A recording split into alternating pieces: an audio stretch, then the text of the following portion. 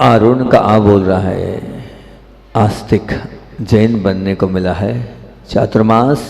रो बोल रहा है, रोज गुस्सा छोड़ने को मिला है चातुर्मास। न बोल रहा है, नया इतिहास बनाने को मिला है चातुर्मास। और कल मैंने आप लोगों से बात करी थी कि वो सांप का जहर भी स्वयं को नहीं लगता है क्या? नहीं लगता है।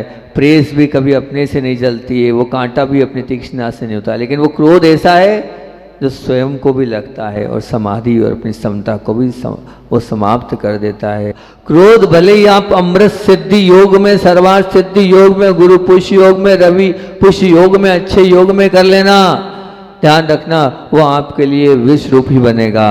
और प्रेम चाहे आप मृत्यु योग में कर लेना, चाहे यमदंड में कर लेना, चाहे काल दंड में कर लेना, जितने योग कुयोग होते हैं उन सब कुयोग में प्रेम कर लेना, लेकिन वो प्रेम हमेशा अमृत रूप ही होगा, निश्चित ये मान के चलना। ये बात आप लोगों से बोली थी और मैंने कहा था, क्या कहा था कि धागे में पड़ जाने वाली गठान जैसे सुई में नहीं जाती है, गले में हो जाने वाली गठान से भोजन अंदर नहीं जाता है, इसलिए अपने को गठान कम करते चलना है। निश्चित रूप से गठान करेंगे कम तो होता चला जाएगा। क्योंकि क्या बात बोली थी कि व्यक्ति के शुभ का संग्रह में रुचि नहीं है। किसको संग्रह में रुचि? अशुभ को। अगर कचरे का संग्रह किया तो बदबू ही आएगी, निश्चित मान के चलना, ये फैक्ट है। आप देखते ही हैं कचरे को रखते नहीं हैं और बदबू आएगी, तो फिर आप अपने मन में उस कचरे को क्यों पिरा के रखो, क्यों संभाल के रखो? बाहर करते चले जाओ। उस मोबाइल का उदाहरण मैंने दिया था कि मोबाइल में जैसे एक समझदार व्यक्ति क्या करता है, जो काम का नहीं होता है उसको डिलीट कर देता है, और जो काम का होता है उसको क्या करता है, सेव करता है। बस अच्छी बातों को सेव करो और बाकी बातों को आप डिलीट करोगे तो बहुत अच्छी बात है। और कल का प्रवचन का सार और क्रीम कोटेशन क्या था? ने इस क्रीम कोटेशन को बोला तो 2-3-4 लोगों ने बोला, बोले महाराज जी मज़ा आ गया। एक माँ ने तो यहाँ तक बोल दिया कि कल का प्रवचन लाइव, मतलब यूँ तो सुनती हूँ लेकिन एकदम डायरेक्ट कल ही मैंने सुना, मैं अंदर से इस बात को मैंने नियम ले लिया कि ये वाली बात क्या थी कल की, खूब मुख्य बात कल की हमारी क्या थी? कल की ये बात थी कि अगर मान लीजिए किसी व्यक्ति ने कुछ गलत बात मालूम भी पड़ जाए या कुछ गलत हो भी जाए उसके माध्यम से, अगर वो व्यक्ति महत्वपूर्ण है तो बात भूल जाओ, और लगता है व्यक्ति महत्वपूर्ण नहीं है तो बस ठीक है, कोई बात नहीं, उस बात को याद रखो। आप 2 काम कर सकते हो। आप चेक करो कि व्यक्ति महत्वपूर्ण है कि बात महत्वपूर्ण है। व्यक्ति महत्वपूर्ण है तो फिर हमें बात को भूलना पड़ेगा, और आपको लगता है मेरे जीवन में व्यक्ति की कोई भी महत्वता नहीं तो उसको भूलना पड़ेगा। अपने आप में बहुत बड़ी चीज़ कल मैंने आपको दी थी, और इस चीज़ के माध्यम से आप अपने जीवन को बहुत अच्छा बना सकते हो। शुरुआत में एक और करी थी लेकिन छोड़ गई थी। मैंने कहा था कि बाढ़ पशु में बाढ़ जो होता है, बाढ़ मतलब समझते हैं ना, बाढ़ मतलब हिंदी शब्द है बाउंड्री, ठीक है ना, बॉर्डर, बिल्कुल। तो वो बाढ़ या बाउंड्री जो है वो पशु को खेत में प्रवेश नहीं होने देती है कि किसी दुश्मन को प्रवेश करने में भी वो बहुत बड़ा किले के चारों तरफ बहुत बड़ी बड़ी ऊंची ऊंची मोटी मोटी दीवार होती है कि, और दरवाजे पर भी अगर ताला लगा होता है तो उसमें भी कोई प्रवेश नहीं कर पाता।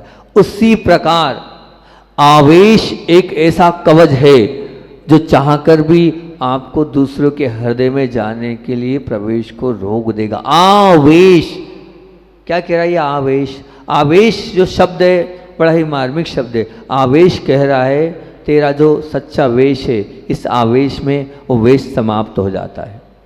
आवेश कह रहा है कि जो तेरा सच्चा वेश है, इस आवेश में वो वेश समाप्त हो जाता है, इसका नाम आवेश है। अगर आप आवेश के साथ अपने जीवन को जी रहे हो तो कोई मतलब का नहीं है। अगर आप आवेश के साथ जी रहे हो, ध्यान रखना, आवेश एक ऐसा कवच है जो बोल दिया ना, चाह कर भी हृदय में नहीं जानने का। पर आवेश आता कब है? आवेश आता है स्वार्थ भंग होने पर मन में आवेश आ जाता है। जहाँ हमारा स्वार्थ पूरा नहीं हुआ हम आवेशित हो जाते हैं। ध्यान रखना, आवेश का तात्पर्य क्या होता है? क्रोध में चिल्लाहट है, क्रोध में दूसरे पर आप उतारते हो, लेकिन आवेश में उतारते नहीं हो। आवेश में अंदर ही अंदर आप कुड़ते चले जाते हो, वो कहलाता है आवेश। आवेश में आप लाल आंखें करते हो पर कुछ कर नहीं पाते हो। हमारे साथ बहुत बार स्थिति होती है जब हमें अपनी इच्छा का नहीं मिलता है तो हमारे पास हमारे मन में आवेश आ जाता है, वचन में नहीं आता है। ध्यान रखना, ये आवेश मन का है, आवेश को मन में कहा गया है। तो ये जो मन में जो आवेश आ रहा है वचन वाला तो क्रोध हो गया।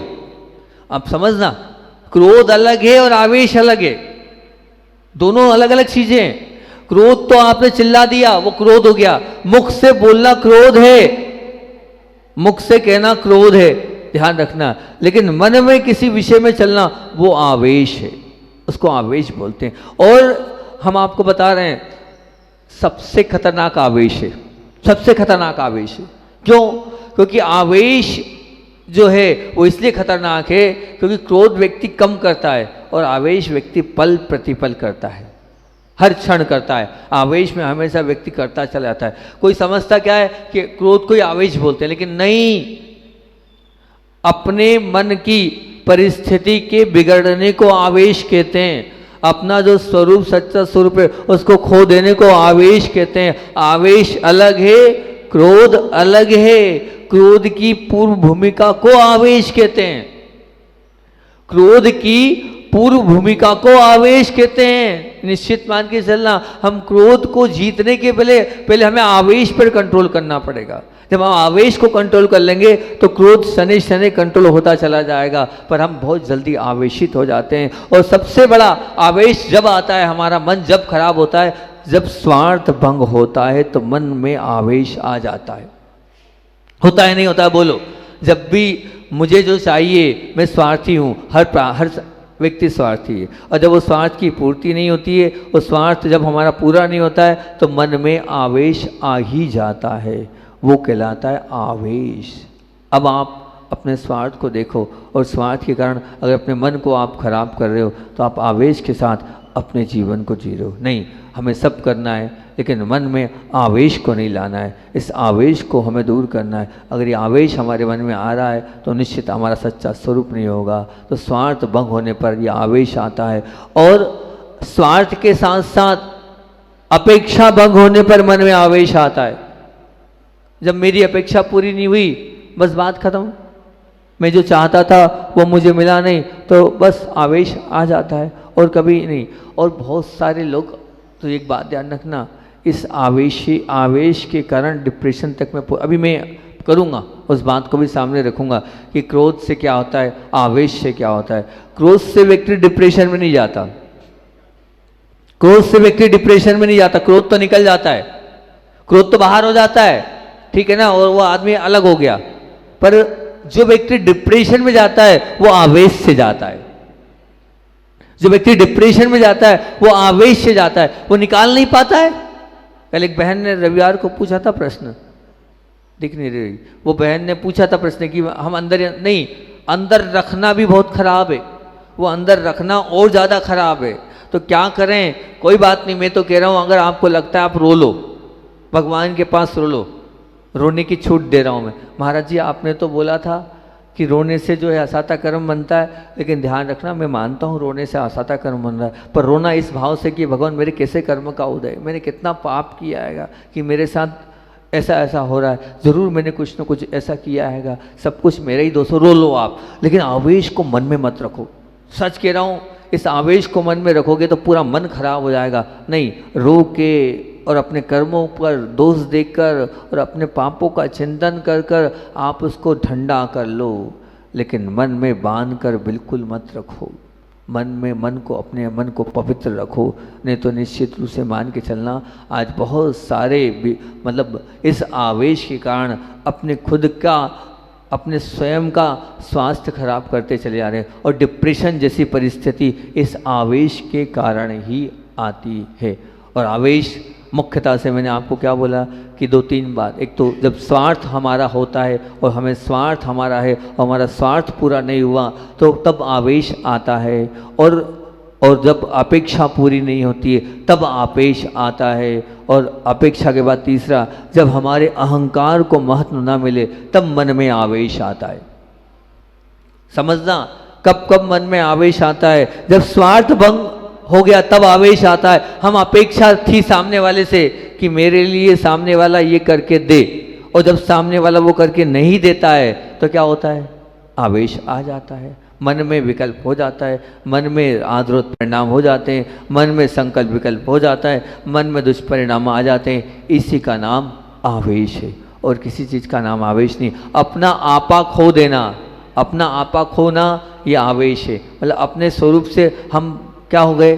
अपने स्वरूप को हमने खो दिया, इसको यहाँ पर आवेश कहा गया है। आप मानना, अहंकार को जब भी महत्व नहीं मिलता है, मतलब अहंकार का तात्पर्य क्या है कि मैं जो चाहूँ, मैंने जो कहा है, मेरी जो बात है वो आपको माननी होगी। जब आप मैं वाली बात आ जाती है वहाँ अहंकार आ जाता है, और जहाँ अहंकार आ जाता है वहाँ जब वो अहंकार पूरा नहीं होता है मन में आवेश आते रहता है। पकड़ो, दिन में आप अपने आप को पकड़ो, कब कब आवेश मेरे मन में आता है, उसको आप पकड़ने का प्रयास करो और उस आवेश को वहीं के वहीं ख़त्म करने का प्रयास करो। जितना जीवन में आपका आवेश ख़त्म होता चले जाएगा, सच में आप अपने अंतरंग में आते चले जाओगे। यदि ये सब हो रहा है तो आवेश रूपी कवच आपने पहन लिया, और जब आवेश रूपी कवच आपने पहन लिया तो निश्चित मान के चलना दुर्गति के पात्र आप बढ़ते चले जाओ, दुर्गति की ओर कदम आपके बढ़ते चले आएंगे। 3 बात का ध्यान रखना, स्वार्थ भंग हो तब मन में विकल्प नहीं करना। क्या करें महाराज जी, नहीं मेरी इच्छा पूरी नहीं हुई, कोई बात नहीं, मैं जो चाहता था मन में अपेक्षा की पूर्ति नहीं हुई, तब मन में विकल्प मत करना। और अपने अहंकार का अगर मान लो पुष्टि नहीं हो रही, अहंकार को महत्व नहीं मिल रहा, मेरा नाम नहीं लिया, या अब ध्यान रखना इसमें आवेश में आएगा, मान लीजिए आपने कुछ अच्छा काम किया और 2 का नाम ले दिया और आपका नाम ले लिया, तो क्या होगा? उस वक्त अंदर से जो मन में विकल्प हो रहा, गुस्सा नहीं किया आपने, गुस्सा थोड़ी किया आपने, लेकिन मन ही मन में क्या कर लिया, परिणाम खराब कर लिया कि मेरा नाम नहीं लिया। ये जो मेरा नाम नहीं लिया ये क्या है? आवेश। इसी को तो आवेश कहते हैं और कुछ नहीं है। आपकी ताकत भी नहीं कि आप गुस्सा करो, क्या बोलोगे, नहीं लिया तो नहीं लिया। अब कुछ लोग होते हैं वो कर लेते गुस्सा और कुछ लोग नहीं कर रहे हैं, तो ये आवेश है। इस आवेश से हमें बहुत अपने आप को बचाना होगा सच में। और अगर मैं बात बोलूं तो ध्यान रखना कि तुम्हारे दुश्मन को मित्र बनाने के लिए 1000 अवसर तुम्हारे पास हैं। तुम्हारे दुश्मन को मित्र बनाने के 1000 अवसर तुम्हारे पास है, लेकिन तुम्हारे मित्र को दुश्मन बनने का एक भी अवसर छोड़ना नहीं। ध्यान रखना, हमारा अगर मित्र है और वो मित्र है तो मित्र को दुश्मन बनाना है, तो दुश्मन तभी बनेगा कब बनेगा? आवेश से। कैसे महाराज जी? तो आपके मित्र ने आपके साथ कुछ किया और आज आपने थोड़ा सा मन में विकल्प कर लिया। ध्यान रखना, इन मन के परिणामों का, हमारी भावनाओं का, हमारे अंतरंग के परिणामों का सामने वाले पर इफेक्ट पड़ता है, और सामने वाले पर इफेक्ट पड़ता है और इफेक्ट होते ही सामने वाला अपने आप जो है ठीक। अभी क्या है आशीर्वाद? क्या है ये आशीर्वाद? यही तो है आशीर्वाद। मतलब मैंने अच्छे भाव की, अभी माँ आई, माँ ने बोला बहुत दर्द हो रहा था, इंदौर वाली माँ का अभी आके बोल के गई, और माँ को दर्द हो रहा था। हमने कहा सब अच्छा हो जाएगा, निर्विकल्प रहो, हम आशीर्वाद दे रहे हैं। वो यहाँ से वहाँ पहुँची, उनकी तकलीफ दूर हो गई। ये भावनाओं का संप्रेषण है। अपने आप ने बहुत भावना से हमने आशीर्वाद दिया, सब अच्छा होगा, सब आप चिंता नहीं करो, सब दूर हो जाएगी, कष्ट दूर हो जाएगी, पीड़ा दूर हो जाएगी, और अपने आप वो सब कुछ दूर हो गया। ये क्या है? ऐसे ही ध्यान रखना, मन में जब आवेश आता है तो क्या होता है? हमने तो आवेश कर लिया, बोला नहीं, हम बोल नहीं रहे हैं। हम माँ से हमने कुछ नहीं बोला, हमने पिता से कुछ नहीं बोला, हमने अपनी पत्नी से, अपने पति से, अपनी सास से, अपने ससुर से कुछ नहीं किया, लेकिन मन में तो आ गया ना। ये जो मन में आवेश आ गया, इस मन के कारण नकारात्मकता पहुंचेगी। और निश्चित ध्यान रखना, जहाँ आवेश होता है वहाँ दुश्मनी करने के लिए मन उत्साहित हो जाता है और दुश्मनी हो ही जाती है। आवेश एक नकारात्मक विचारधारा है, और विचारधारा इसलिए बोल रहा हूँ क्योंकि वो मन की प्रवृत्ति है। विचारधारा, विचार अंदर के चल रहे हैं, इसलिए वो आवेश एक नकारात्मक विचारधारा है। जैसे एक बबूल के बीज को बोने से आम नहीं आ सकते, इसी प्रकार से ध्यान रखना, अगर नकारात्मक विचार आपने बोए तो नकारात्मकता कभी भी सकारात्मकता को जन्म नहीं देगी, ना दे सकती है, ना दे पाएगी। इसलिए आपको आवेश पर अपने आप को कंट्रोल करना पड़ेगा। ध्यान रखना, शांति अगर सकारात्मक परिणाम है तो जहाँ आवेश है वहाँ शांति कभी नहीं हो सकती। शांति जहाँ सकारात्मक परिणाम है वहीं पर निश्चित मान लेना आवेश है, वहाँ शांति कैसी हो ही नहीं सकती। प्रसन्नता एक सकारात्मक परिणाम है, पर जहाँ पर आवेश है वहाँ प्रसन्नता रह ही नहीं सकती। प्रेम एक सकारात्मक परिणाम है, पर जहाँ आवेश है वहाँ प्रेम हो नहीं सकता। तंदुरुस्ती एक सकारात्मक परिणाम है, पर ध्यान रखना जहाँ आवेश है वहाँ तंदुरुस्ती हो ही नहीं सकती, बिल्कुल ना हुई है ना होने वाली है। इसलिए निष्फलता मिलने के बावजूद भी अगर जीवन को टिकाने का उत्साह आपको जीवित रखना है तो, और दरिद्र अवस्था से भी अपने जीवन को ऊंचा उठाना है और जीवित रखना है, तो क्या करना होगा? शांति चाहिए, प्रसन्नता चाहिए, प्रेम चाहिए, तंदुरुस्ती चाहिए। अगर इनकी कटौती आप नहीं करना चाहते हो, इनको टिकाए रखना चाहते हो, इनको उत्कृष्टता की ओर ले जाना चाहते हो, तो आप एक ही काम करो। और वो क्या काम करना है? सिर्फ एक ही पर लग जाओ आप। उस पर क्या लिखना है? मेरे पास आवेश नहीं आना चाहिए, मेरे पास आवेश मेरे अंतरंग में प्रवेश नहीं करना चाहिए। अगर आपके जीवन में आवेश आ गया तो निश्चित मान के चलना आपकी वो प्रसन्नता समाप्त हो जाएगी, वो शांति समाप्त हो जाएगी, वो प्रेम समाप्त हो जाएगा, वो तंदुरुस्ती मन की, वो स्वास्थ्य की तंदुरुस्ती निश्चित रूप से समाप्त होते चले जाएगी। इस आवेश को समझो। क्रोध के पहले हमें आवेश पर कब्जा करना चाहिए, क्रोध के पहले हमें अपने मन को खराब होने से रोकना चाहिए। क्रोध बहुत कम होता है, आवेश क्षण प्रतिक्षण पल होता चला जाता है। इस पर हमने विचार नहीं किया, लोग क्रोध के पीछे पड़े हैं। पर मैं आपसे कह रहा हूँ, क्रोध को मत छोड़ो। मैंने तो बेर को छोड़ने को बोला है, मैंने पहला प्रवचन ही शुरुआत किया था, क्रोध को छोड़ दो। आप क्रोध को छोड़ भी नहीं पाओगे, आप तो बेर को छोड़ो। और आज मैं कह रहा हूँ कोई बात नहीं, अभी क्रोध और बेर को छोड़कर अब किसको? आप आवेश को छोड़ दो। पहले समझ लो ना आवेश क्या है, ये समझ लेना आवेश क्या है। ये मेरी बात समझी आपने? आवेश का तात्पर्य क्या होता है? मन में किसी के प्रति गलत धारणा, गलत विचार, गलत आद्रोत परिणाम, संकल्प विकल्प, उसको आवेश कहते हैं। क्रोध तो आपने मुख से बोल दिया, हाथ पैर चला दिया, वो क्रोध है। क्रोध तो लाल आंखों से दिख जाएगा, क्रोध तो अभी हाल बताऊंगा और भी अनेक अनेक प्रकार से दिख जाएगा, लेकिन आवेश दिखता नहीं है।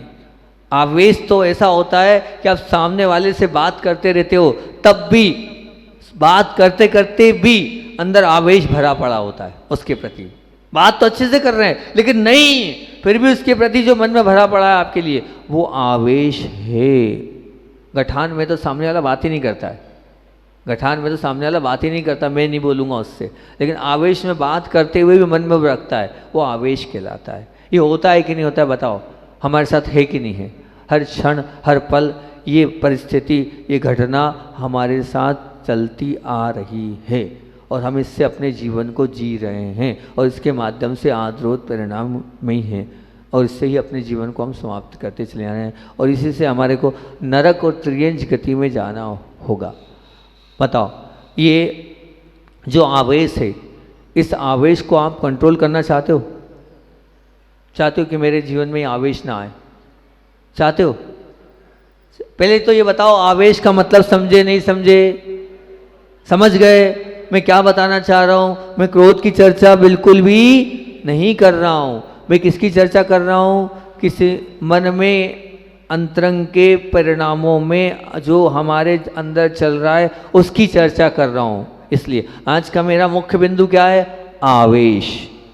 ठीक, मन में किसी के प्रति दुर्भावनाओं को प्रेषित करना, मन में जो है।